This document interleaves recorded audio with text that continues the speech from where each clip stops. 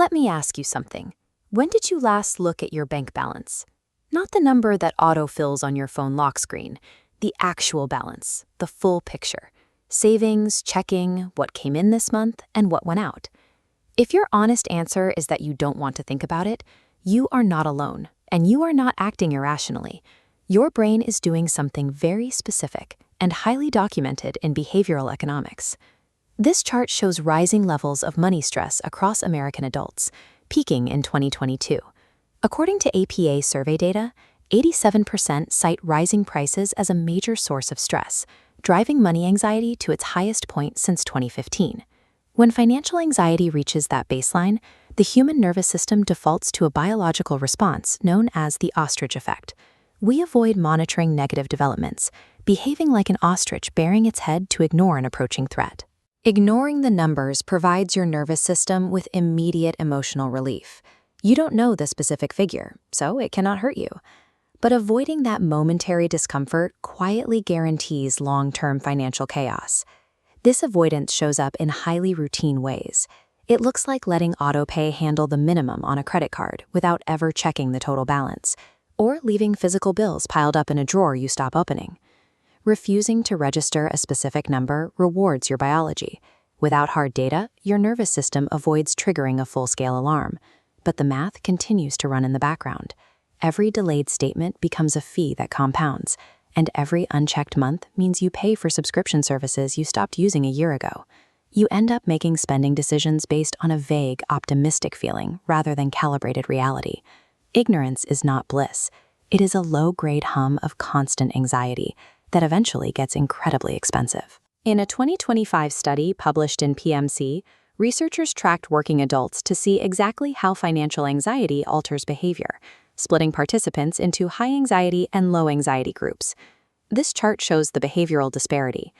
Individuals with high financial anxiety were 2.75 times more likely to actively avoid financial tasks. But when forced to solve money problems, performance metrics leveled out. The high anxiety participants were equally competent at math. The researchers concluded that the dread of looking is an error in perception. The brain simply learns to treat financial information as an incoming physical threat, categorizing math as danger. The story your anxious brain tells you about your own financial incompetence is a fiction. Avoidance is an emotional miscalibration problem, not a lack of intelligence or capability. Because you avoid looking at your credit card statement, you assume you have more room in your budget than you actually do. This leads directly to uncalibrated spending. This flowchart illustrates the trap. Avoidance leads directly to uncalibrated spending. That unchecked spending causes your debt balance to grow higher than anticipated.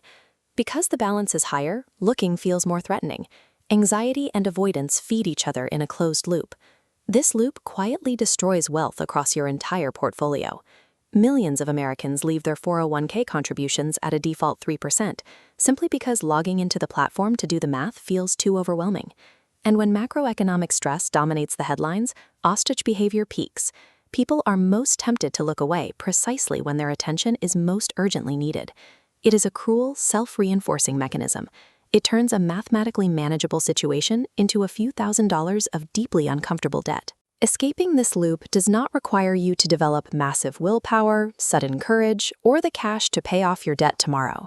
You just have to break the behavioral chain at its weakest link.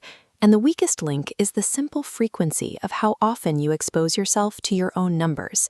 Here is the exact protocol. Pick one day a week and set a 2-minute timer.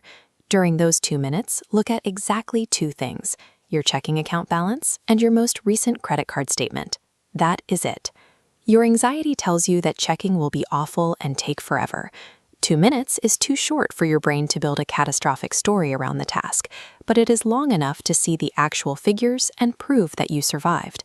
This relies on the principle of cognitive desensitization. Repeated, controlled exposure at a manageable level physically shrinks your nervous system's alarm response over time. The ultimate goal of this exercise isn't financial mastery. The goal is to make the check-in feel incredibly boring. A bored nervous system is a cured nervous system. You can solidify this progress by adding an automation layer. Automation is a deliberate tactic to completely remove the points where your anxiety gets a vote. By setting up automatic transfers for your 401k match and your emergency fund, the money moves exactly when it needs to, bypassing the emotional barrier of manual execution entirely.